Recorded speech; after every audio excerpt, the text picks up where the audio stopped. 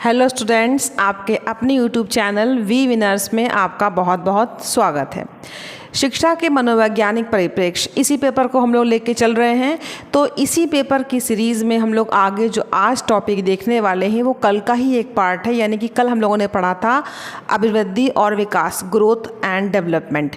तो growth and development के बारे में आपने बेसिक चीज़ें तो सारी देख ही ली थी। अब हम आगे दोनों के बारे में कुछ और भी इंटरेस्टिंग लेकर के आए हैं। तो आप आज का वीडियो शुरू करने से पहले याद रखिए कि आपको इसको अच्छा लगता है तो लाइक कीजिएगा, शेयर कीजिएगा, कमेंट कीजिएगा। अगर आप मेरे चैनल पे नए हैं तो आप इसको सब्सक्राइब भी ज़रूर कीजिएगा। तो चलिए हम लोग शुरू करते हैं आज की अपनी क्लास। मैं हूँ डॉक्टर आकांक्षा और आज हमारा टॉपिक है अभिवृद्धि और विकास में अंतर। ठीक है, तो चलिए देखें क्या है। पेपर का नाम हमारे शिक्षा के मनोवैज्ञानिक परिप्रेक्ष्य है, साइकोलॉजिकल पर्सपेक्टिव्स ऑफ एजुकेशन। और आज का हमारा टॉपिक है अभिवृद्धि तथा विकास में अंतर, difference between growth and development. ठीक है, चलिए मैंने अंतर को जब भी लिखा जाता है, इसके बारे में एक अच्छी बात बताएं आपको। तो जब भी आप अंतर को लिखिए, डिफरेंस पूछा जाता है तो कभी भी डिफरेंस को आप ऐसे पैरा करके या पैराग्राफ में करके नहीं लिखा जाता। डिफरेंस को हमेशा ऐसे बीच में लाइन करके और इधर वन और फिर उसी के इक्वल इधर वन, यानी कि इसके पैरेलल हमने यहाँ पर ये अंतर बताया। इस तरीके से जैसे मैं आपको यहाँ बोर्ड पे दिखा रही हूँ, ऐसे ही अंतर या डिफरेंस को एग्ज़ाम में लिखा जाता है। इसीलिए मैंने आपको बिल्कुल वैसे बनाया जैसे कि आपको पेपर में देना है। ठीक है, तो ध्यान रखिएगा, अंतर को हमें बीच में लाइन करके लिखना है। चलिए देखते हैं पहला अंतर क्या है। अभिवृद्धि और विकास, कल के बारे में थोड़ा सा रिवीजन।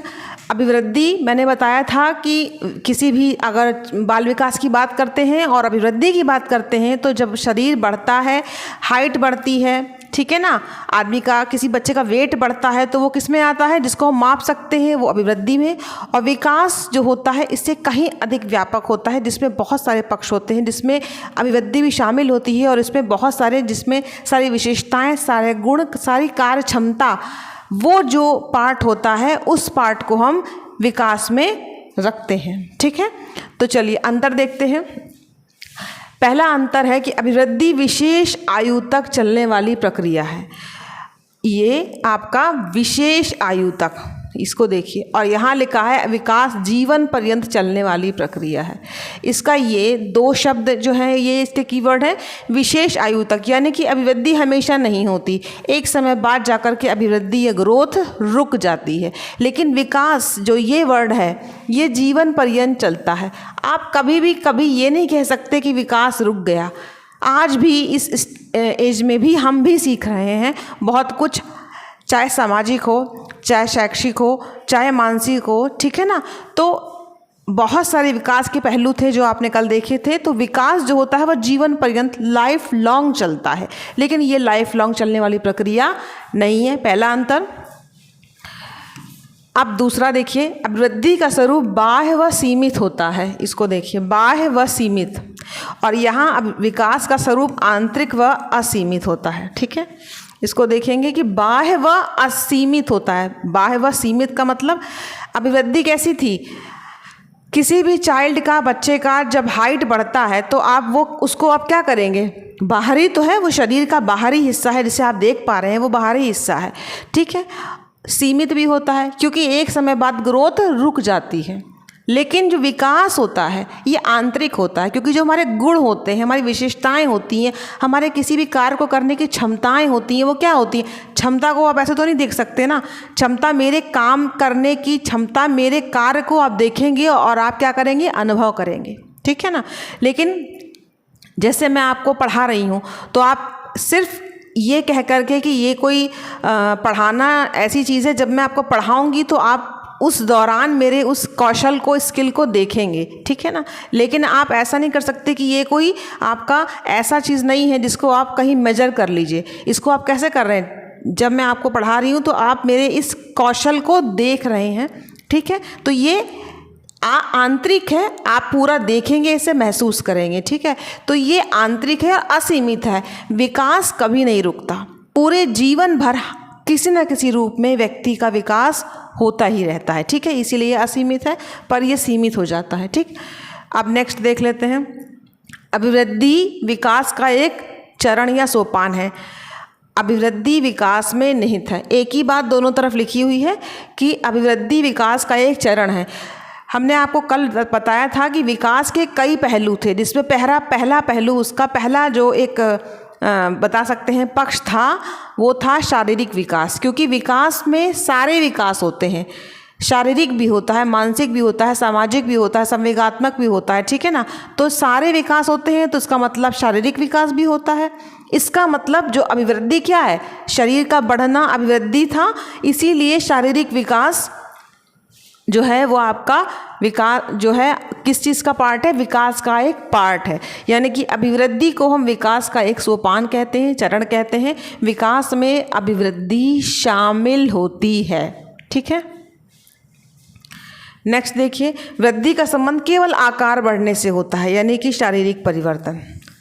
अभिवृद्धि मीन्स अभिवृद्धि है, बात एक ही है, मैंने कल आपको बताया था, इंग्लिश में इसे ग्रोथ कहते हैं, ठीक है। आकार बढ़ने का मतलब ये है कि हाइट बढ़ रही है, वेट बढ़ रहा है, यानी कि आकार बढ़ रहा है, तो ये क्या हो गया, ग्रोथ में आएगा आपके अभिवृद्धि में। लेकिन जब विकास का संबंध सभी परिवर्तनों से होता है, सभी, केवल शरीर का बढ़ना विकास नहीं होता। विकास में हम शारीरिक, मानसिक, सामाजिक, चारित्रिक, नैतिक बहुत सारे विकास होते हैं, सबको मिलाते हैं जो जीवन पर्यंत चलता है। इसका मतलब विकास का संबंध सभी परिवर्तनों से होता है, लेकिन अभिवृद्धि का संबंध केवल शारीरिक परिवर्तनों से होता है, ठीक है। नेक्स्ट है, अभिवृद्धि की प्रक्रिया मात्रात्मक है। मात्रात्मक का मतलब क्या होता है, मात्रा, ठीक है। मात्रा का मतलब जिसे हम माप सकें, जैसे 5 किलो, किसी का वज़न 5 किलो है, तो आपने 5 किलो को क्या किया, मशीन पे नापा, ठीक है ना। लेकिन किसी के गुण को हम मशीन पे रख के तो नहीं नाप सकते ना। इसका मतलब क्या है, इसकी प्रक्रिया मात्रात्मक, जिसे हम नाप सकें, माप सकें, मेजर कर सकें। और विकास की प्रक्रिया मात्रात्मक और गुणात्मक दोनों है। मात्रात्मक गुणात्मक दोनों कैसे हो गई, क्योंकि जो विकास होता है उसमें शारीरिक विकास शामिल होता है, याद रखिएगा। और शारीरिक विकास को हम माप सकते हैं, इसीलिए मात्रात्मक तो शामिल ही है। और गुणात्मक इसलिए क्योंकि विकास में तो सभी कार्य क्षमताएं, गुण और विशेषताएं होती हैं, कार्य कौशल होते हैं व्यक्ति के, इसीलिए यह मात्रात्मक और गुणात्मक दोनों है, ये अंतर हो गया। नेक्स्ट है, अभिवृद्धि का प्रयोग संकुचित अर्थ में किया जाता है, विकास का प्रयोग व्यापक अर्थ में। बिल्कुल, संकुचित अर्थ में और व्यापक अर्थ में, बिल्कुल। भाई यहाँ पर केवल शारीरिक विकास आता है, यहाँ पे सारे विकास आते हैं। यहाँ पर केवल एक पक्ष शारीरिक, लेकिन यहाँ पर सारे पक्ष बौद्धिक, शारीरिक, सामाजिक, नैतिक, जब इतने सारे पक्ष आ गए तो ये व्यापक तो हो ही गया। व्यापक मतलब जिसका एरिया बड़ा हो, जिसमें बहुत सारे क्षेत्र हों, लेकिन ग्रोथ में केवल एक क्षेत्र है, शारीरिक, ठीक। तो इसका मतलब ये 6 अंतर देखिए मैंने आपको दिखाए हैं, बहुत इजी हैं, जो मैंने कल पढ़ाया था उसी का पार्ट है, लेकिन ये एक अलग से सवाल पूछा जाता है बहुत ज़्यादा, इसलिए इसको जो है हम अलग से एक वीडियो में लेकर के आए, ठीक है। अब देखिए, परिवर्तन अभिवृद्धि की बात कर रहे हैं, इस साइड पे ये विकास है आपका। परिवर्तन दृश्य होते हैं और इन परिवर्तनों को नापा जा सकता है। देखिए, दृश्य माने जो दिखता हो, ठीक, इनको नापा जा सकता है। जब किसी की हाइट बढ़ती है, वेट बढ़ता है, तो क्या दिखाई पड़ता है ना, और जब उसका वेट बढ़ता है तो उसे नाप सकते हैं ना, यानी कि दृश्य है, आपको दिखता है और इसको आप नाप भी सकते हैं। किसको, ग्रोथ को, अभिवृद्धि को, ठीक है। लेकिन जब विकास की बात कर लेते हैं तो परिवर्तन अदृश्य होते हैं। जैसे कोई बालक सारे तरह के सामाजिक कौशल सीख गया, समाज में किस तरह रहा जाता है, ठीक है। बहुत सारी जो है वो जितने भी विकास के पहलू अगर देखा जाए, सामाजिक है, शारीरिक तो आप नाप सकते हैं, लेकिन आप सामाजिक कौशल को कैसे नापेंगे, ठीक। अगर वो समाज में कोई व्यक्ति, कोई बालक बहुत अच्छे से समायोजित हो गया, तो उसकी इस कला को, आप कौशल को कैसे नापेंगे। इसका मतलब ये दृश्य नहीं होते, इन परिवर्तनों को अनुभव किया जाता है। आप अनुभव कर सकते हैं, हाँ भाई उसमें ये गुण है। जैसे मैं आपको पढ़ा रही हूँ तो आप ये अनुभव कर सकते हैं कि मेरे अंदर पढ़ाने का गुण है, ठीक है।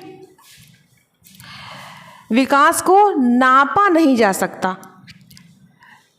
अभिवृद्धि को हम नाप सकते हैं, इसको हम नाप नहीं सकते, अनुभव कर सकते हैं। ठीक है, ये आपका एक अंतर हो गया। इसमें किसी अंग में कितनी वृद्धि हुई यह पता लगता है। भाई जब किसी की हाइट बढ़ेगी तो वृद्धि पता नहीं चलेगी, उसका हाइट बढ़ेगा तो उसी के अकॉर्डिंग उसके हाथ पैर बढ़ेंगे। ठीक है, तो ये आपको क्या होगा, वृद्धि उसकी पता चलेगी, दिखाई देगा। ठीक है, लेकिन यहाँ पर किसी अंग विशेष में कितनी क्षमता या शक्ति प्राप्त हुई, यानी कि किसी भी अंग में कोई कौशल, क्षमता, कोई गुण, कोई विशेषता जब होती है उसको हम विकास में रखते हैं। ठीक है, तो इसका पता क्षमता का यहाँ चलता है। लेकिन जब उस अंग में कितनी वृद्धि हुई, जैसे किसी का, मान लीजिए किसी का हाथ या पैर की लंबाई बढ़ गई, तो इसको हम अभिवृद्धि में रख लेंगे। लेकिन उसी हाथ या पैर से उसने कोई कार्य कौशल करना सीखा, कोई कार्य करना सीखा, वो क्षमता उसकी, उसको विकास में हम रख लेंगे। ठीक है, नेक्स्ट देखें, वृद्धि के घटक मूर्त हैं। ठीक है, मूर्त जिसको हम देख सकते हैं, अमूर्त मतलब जिसको हम नहीं देख सकते, यानी कि वृद्धि के घटक दिखाई पड़ते हैं, विकास के घटक दिखाई नहीं पड़ते। ठीक है, 10वां है, अभिवृद्धि की प्रक्रिया स्वाभाविक होती है, इस पर वंशानुक्रम का अपेक्षाकृत अधिक प्रभाव पड़ता है। और विकास की प्रक्रिया जटिल होती है, ये परिपक्वता की ओर ले जाती है, इस पर वातावरण का अधिक प्रभाव पड़ता है। देखिए, अभिवृद्धि की प्रक्रिया स्वाभाविक होती है, इस पर वंशानुक्रम का अपेक्षाकृत अधिक प्रभाव पड़ता है। बिल्कुल, अभिवृद्धि का मतलब होता है कि जो आपका ग्रोथ है उस पर किसका प्रभाव पड़ता है। लाइक मेरी हाइट या मेरा जो आपका, जो आप मेरे फेस को देख रहे हैं, मेरा चेहरा देख रहे हैं, मेरी हाइट देख रहे हैं, कहीं ना कहीं ये मेरे ही पेरेंट्स या मेरे परिवार में किसी व्यक्ति के ऊपर ही तो मेरा हाइट गया होगा, ये वंशानुक्रम का ही तो गुण होता है।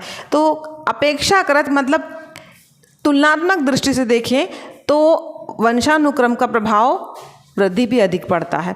लेकिन विकास कैसा होता है, इस पर वातावरण का प्रभाव अधिक पड़ता है, क्योंकि वातावरण से हम जब दुनिया में आ जाते हैं तो हमारे चारों तरफ जैसा वातावरण होता है, चाहे वो शैक्षिक हो चाहे वो सामाजिक हो, यानी कि अगर किसी बच्चे को बहुत अच्छा वातावरण पढ़ने का दिया जाए, कोई उसे सुबह से शाम तक पढ़ाई के लिए मोटिवेट करे और उसे पढ़ने के लिए समय दे, पढ़ाए भी, तो उसका शैक्षिक स्तर कैसा होगा, अच्छा होगा, ऊंचा होगा। यानी कि विकास के ऊपर किसका प्रभाव पड़ता है, वातावरण का ज़्यादा प्रभाव पड़ता है, वंशानुक्रम का तुलनात्मक दृष्टि से कम। ठीक, अब लास्ट देखिए, वृद्धि शब्द तादाद या परिणाम या मात्रात्मक परिवर्तन के प्रयुक्त होती है। यानी कि बताया मैंने आपको, जिस हाथ पैर या हाइट का बढ़ना, वेट का बढ़ना। ठीक है, जैसे बच्चे के बड़े होने के साथ आकार, लंबाई, भार, ऊंचाई आदि में होने वाले परिवर्तन को हम वृद्धि कहते हैं। वृद्धि में जब हाइट बढ़ती है, वेट बढ़ता है, उसका हाथ पैर शरीर का साइज बढ़ता है, तो वो सब वृद्धि में आ जाता है।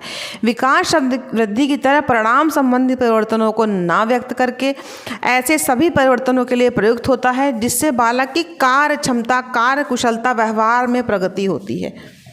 यहाँ पे कार्य क्षमता, कार्य कुशलता और व्यवहार में प्रगति आती है। ठीक है, यानी कि यहाँ पे हम बच्चे के भार, ऊंचाई, लंबाई इसको कहते हैं अभिवृद्धि में, लेकिन जब उसी अंगों में उसके कार्य क्षमता, उसकी कार्य कुशलता, उसके व्यवहार हो जाते हैं तो उसको हम लोग विकास में रखते हैं। विकास के बहुत सारे पक्ष होते हैं, लेकिन अभिवृद्धि का केवल शारीरिक पक्ष होता है। ठीक है, इसीलिए ये जो है कम व्यापक है, पर ये बहुत अधिक व्यापक होता है। ठीक है, तो इस तरीके से आज हमने अभिवृद्धि और विकास के बीच में जो अंतर देखा, बहुत अच्छे से देखा, 10-11 पॉइंट्स के साथ में। आपको उम्मीद है कि अभिवृद्धि और विकास पूरी तरीके से समझ में आ गया होगा और अब आप अपने एग्ज़ाम में इसी तरीके से लाइन खींच करके बहुत अच्छे से इसको लिख पाएंगे।